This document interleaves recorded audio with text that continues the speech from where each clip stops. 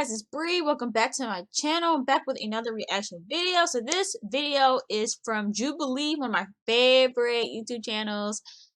This is pro versus anti-lockdown. Should we reopen the economy? Quick answer, no.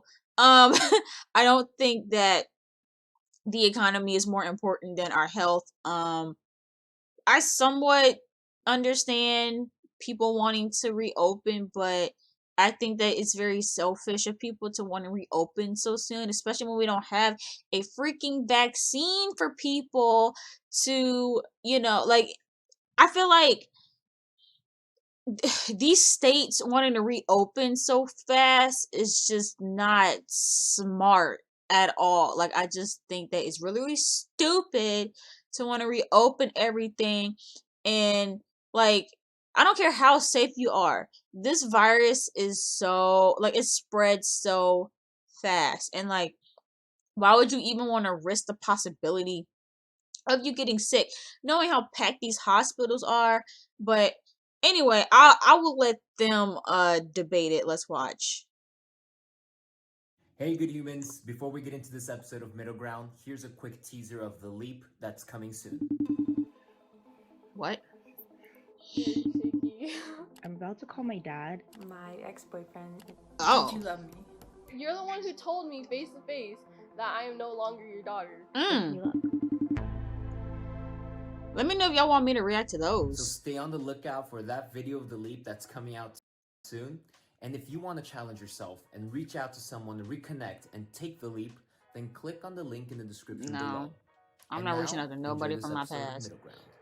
There are people making the argument that we should end self-isolation because a few 100,000 deaths is worth sacrificing for the economy. Some people would agree with that until it's their mother who dies, or their uncle, or their grandfather. Exactly.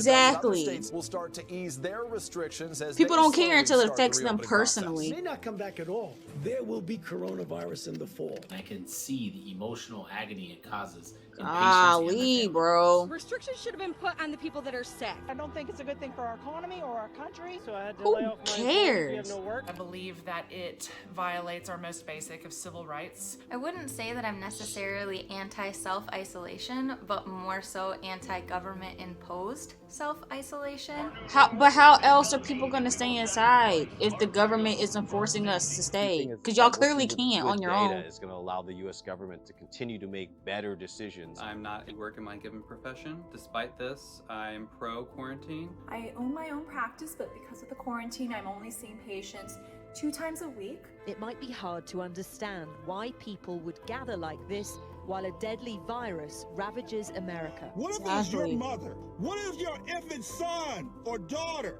gets sick? Preach, sir. God.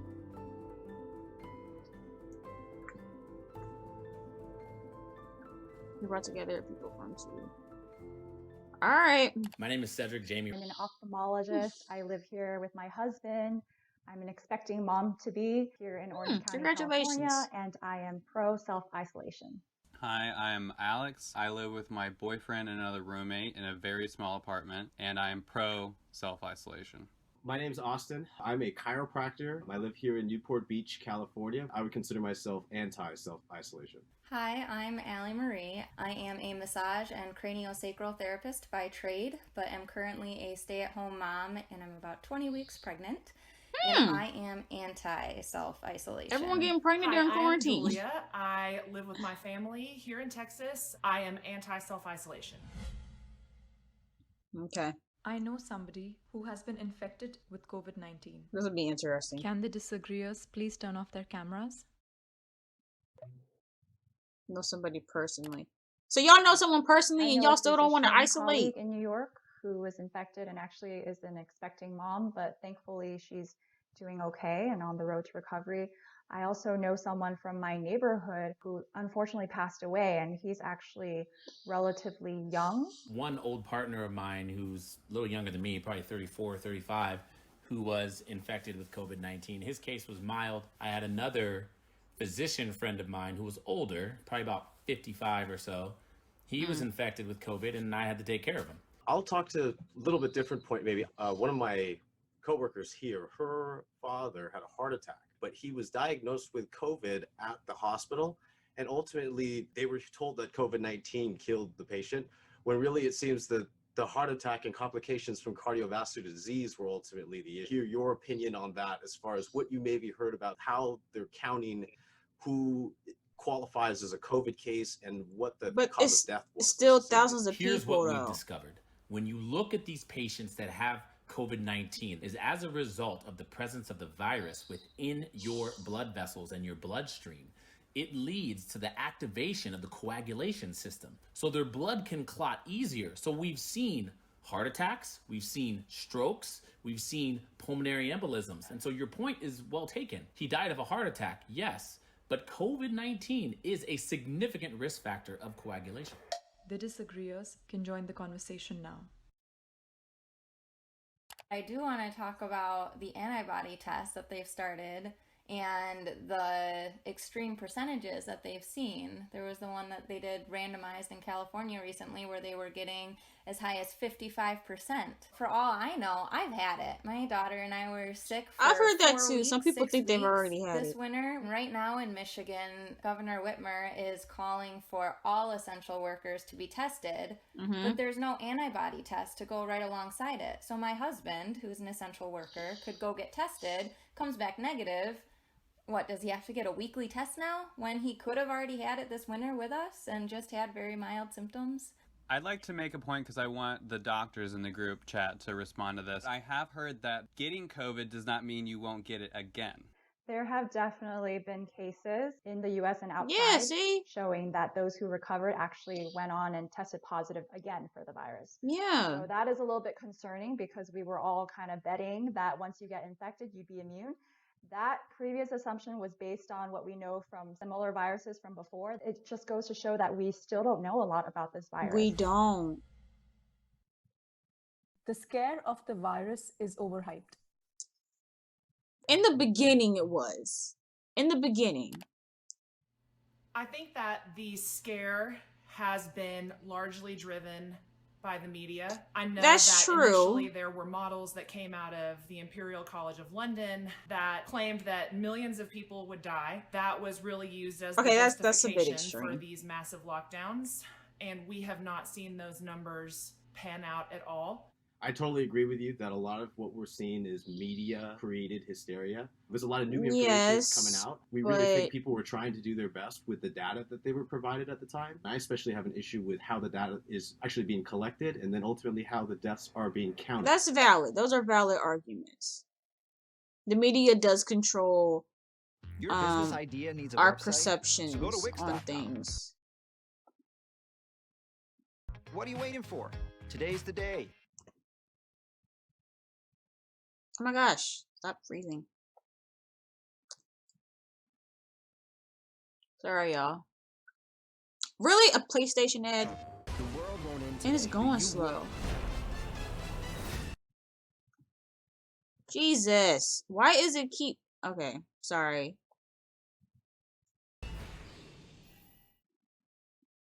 Come on.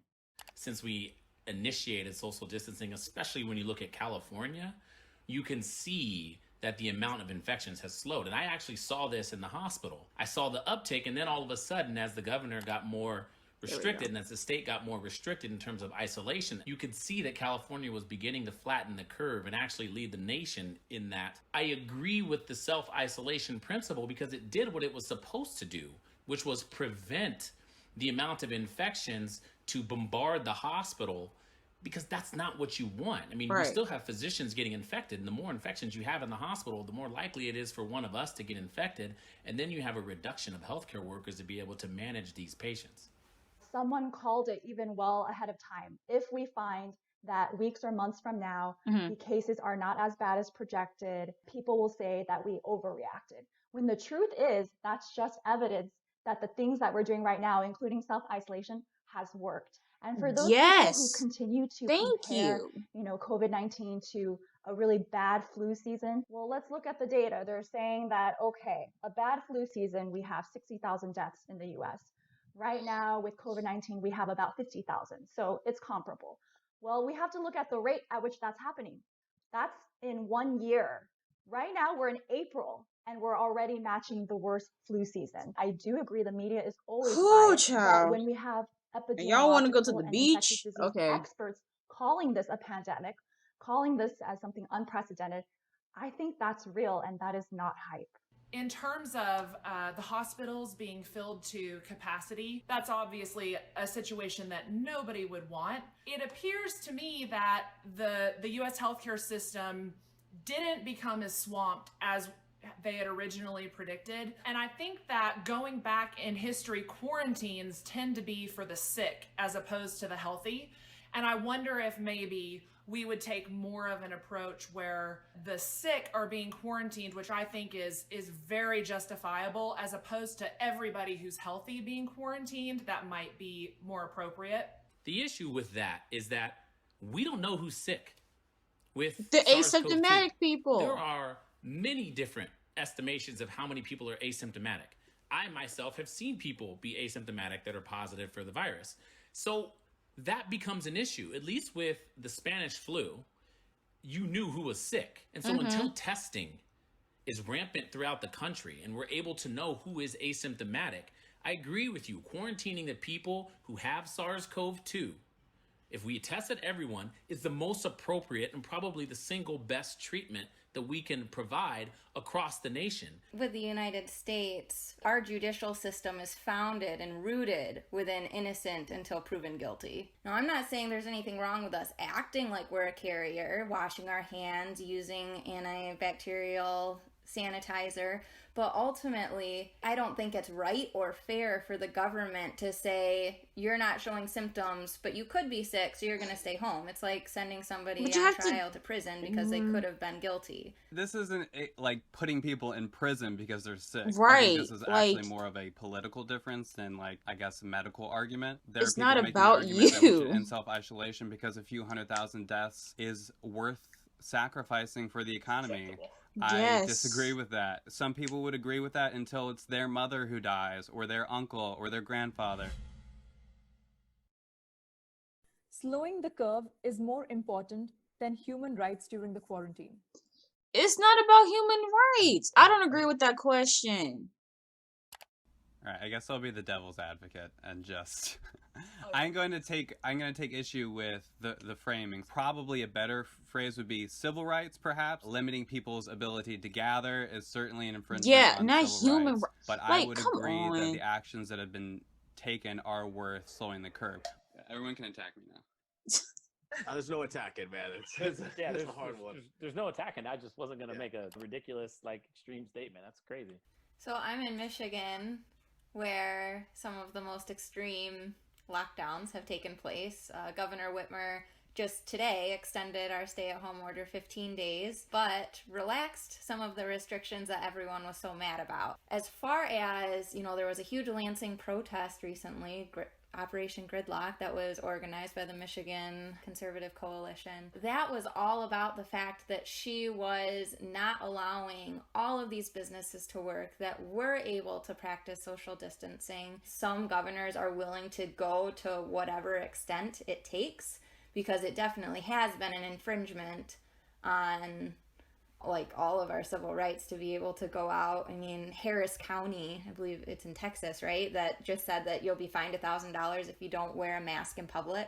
The local police union in Harris County actually came out and said they will not be enforcing that because they view it as unconstitutional. There's definitely a balance there between I don't know if I agree with the arresting states' people. rights. So I think that's a little California, even, where you extreme, are, but it's a very different scenario in terms of the level of outbreak, the number of patients. Taking kind of an individual approach, I think, is important. If you're in a state that has seen very few cases, I don't know that the response needs to be the same. The federal government stepping in would make it a one-size-fits-all, and I don't know that any of us would feel that was appropriate.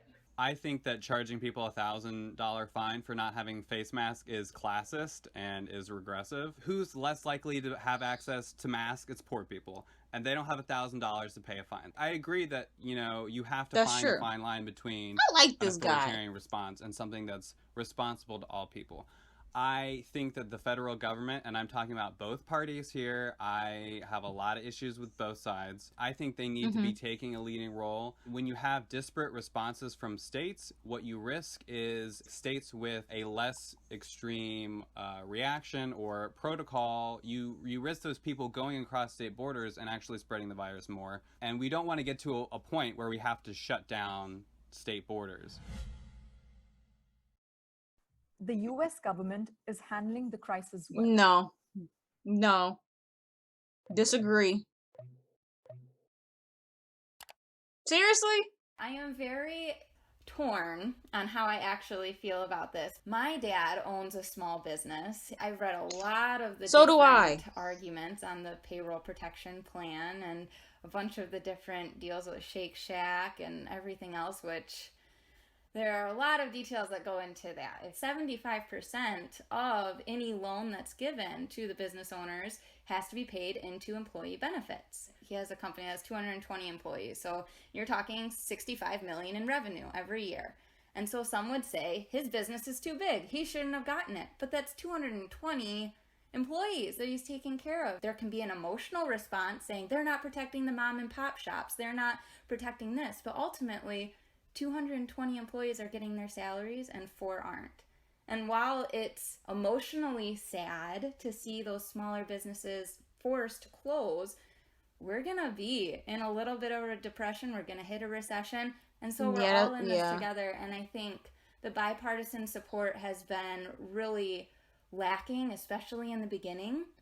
But I think that they're somehow finding a way.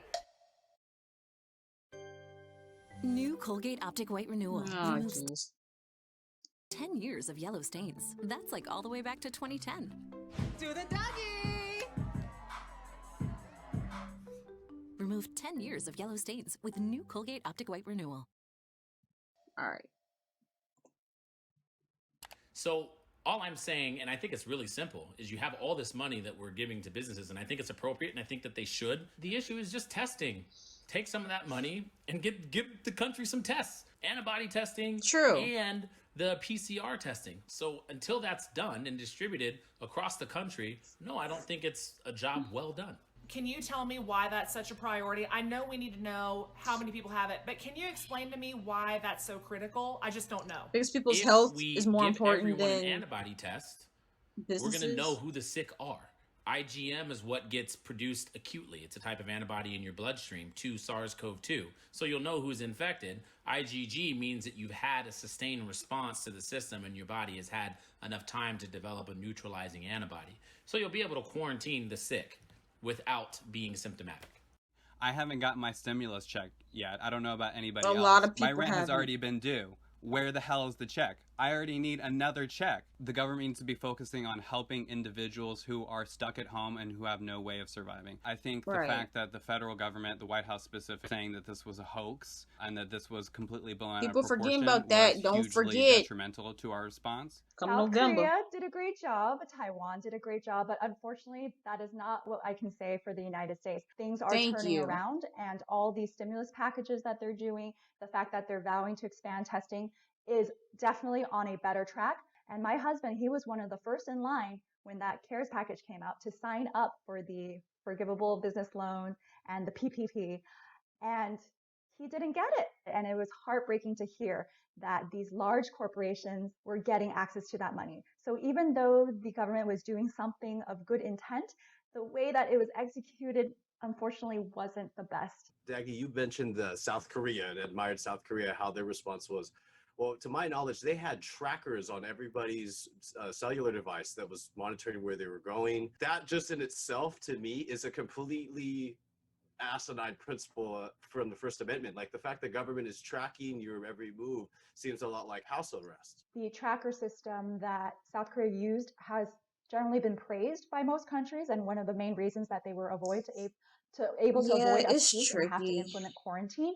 And we, the US, are actually taking lessons from them, but it's not as authoritarian as you think. We all have the option to opt out. But the only way this is going to work is if you opt in. And that's for people who if we decide all that come the together, public good is do what we gotta the do. higher benefit right now than our own individual, I guess, concerns for privacy. So, Dagny, you're talking about different countries and what they're seeing. Sweden never did a lockdown. They said if you're vulnerable and at risk, stay home. Don't go to work. And their chief epidemiologist right now is saying that they are very close to reaching herd immunity. So within this whole idea of staying home to avoid a second wave is inevitable. Right now, That's the true. federal government recommendation on when you can reopen your economy is if you see a daily decline in positive cases over 2 weeks. And regardless of when those 2 weeks are, it's gonna start to rise again when everyone starts being around each other. There's no negating it. We can't stay locked up in our houses for 3, 4, 5, 6 months. There's some doctors saying that we're gonna still be seeing COVID cases for 18 months. When we compare the US to other countries, I think we were more similar to the tracks of Italy and China. I don't think herd immunity works for every country. It's really going to be specific to, the region itself.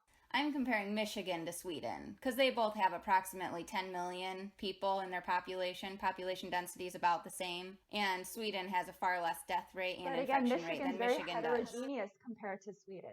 Dagny, I feel like we have like the same mind or something. Because I brought up this article about Sweden, and the situation there is very different. They have far more single person households than the United States does. They have a much more robust social safety net, so people who want to opt out of exposing themselves don't have to worry about not paying their bills. And the Swedish government is actually reconsidering their herd immunity approach and considering taking stricter measures because they're seeing the cases in Stockholm rise. I've always heard a lot of People in the good things Swedish about government who Sweden. are saying they might regret the herd immunity approach. And it is a much more homogenous society. I hate to say it, but there are societies that take more responsibility to the health of like everyone around them. America is a very individualist country. The lockdown is harming my mental health. I could see that. Oh, really? Just one I person? have patients that are still coming in, so we get asked about this every day. Like, Dr. Kwong, what do you think about the lockdown? What do you think's going on? I've not only been doing and working my normal surprised so scheduled many hours here at people the office, disagreed but in then this we one. go home and I'll spend hours and hours and hours until the wee hours of the morning researching, trying to stay up on the new stuff that's coming out on the coronavirus. So it has been very fatiguing and toiling on me, just being able to take care of patients and do my normal daily routine. Obviously, no deaths or discounted. As an essential worker, and if you're we dealing care with about someone everybody that who's has dying and it, all this.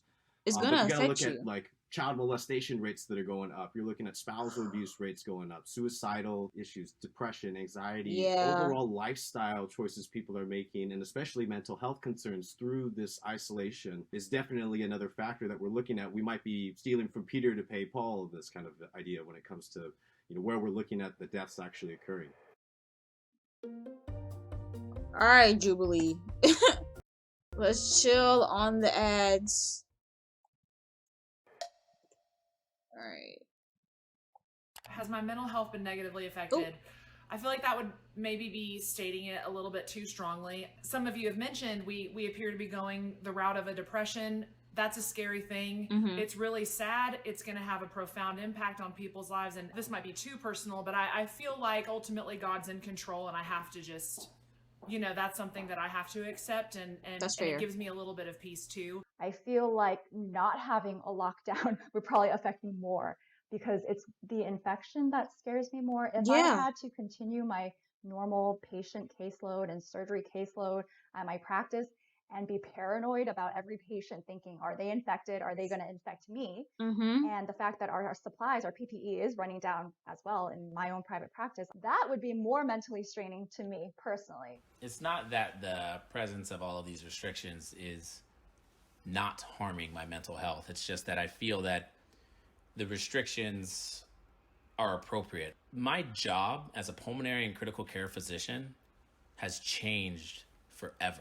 I have to now worry about COVID-19 in almost every patient that I see. That's crazy. Because I'm a pulmonologist and they present with respiratory failure.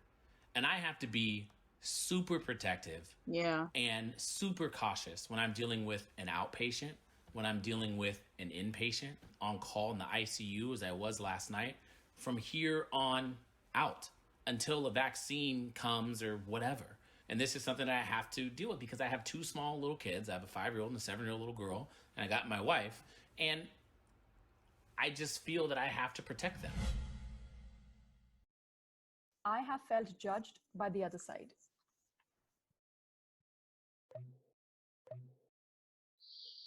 If you oppose continued quarantine, mass quarantine, I should say, people judge you and make the assumption that you don't care about somebody's life. That's categorically not true. I care very much for people that are suffering and people that are dying, and I don't want for that to happen to anybody. My sister-in-law specifically, she was not happy because I had said that Whitmer was thinking about extending the order 70 days and how I wasn't sure how I felt about it. And I mean, we're not even actually on speaking terms right now because she was so I've angry definitely at me gotten on people though that I would even potentially think. Let me pause that it we just in should- case you guys want to I don't want to like talk name, but basically like I've gotten on people for you know, just going outside is like not going outside, but like I've literally seen people have like kickbacks during this whole pandemic with no gloves, no mask, no sanitary measures, like just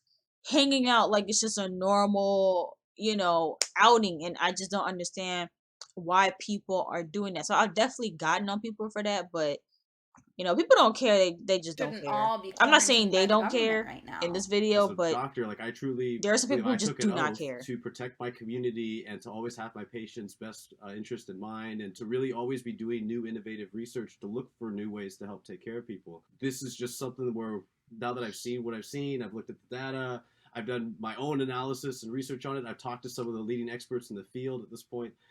And there's enough evidence for me to go out and protest for people who may not know the data and may not really understand some of that kind of stuff that's going on. This is a very interesting question. I'm sure you guys are surprised that I'm here. So most of my friends are in the financial industry, and so their prospective fields are suffering. From them, what they say to me most often is, well, you're a physician and your business hasn't been affected. And not only that, but for the first time in my career, instead of my presence being one of relief, it's now one of fear. The first thing a non-COVID patient asks me is, were you in a COVID room earlier today? Every time I make a right or a left, I'm being judged. Wow. Pretty lucky to say that I haven't really been judged based on my position. That's good. Because I think I'm actually in the majority group. It's all about open in, dialogue. Advocating for self-isolation. I mean, I've been judged on plenty of other things, being on social media. One of the things I recently spoke up for was, you know, to end violence and hate against Asian American people of descent because of this pandemic. And I think ultimately we're all on the same page. We all want what's better for the greater good. Not everybody. You know, to you guys, you think that is getting the economy back up again. If we hit it hard, like we are right now with the quarantine, and we continue to stay on track, I think we all ultimately get to go back to a normal life faster. I don't think pro self-isolation means that we're anti-economy. I'm with you guys. I want the economy to open back, but I only want it to happen when it's safe to do so. And that's just based on, you know, objective data. Exactly. I have learned something from the other side. No comment.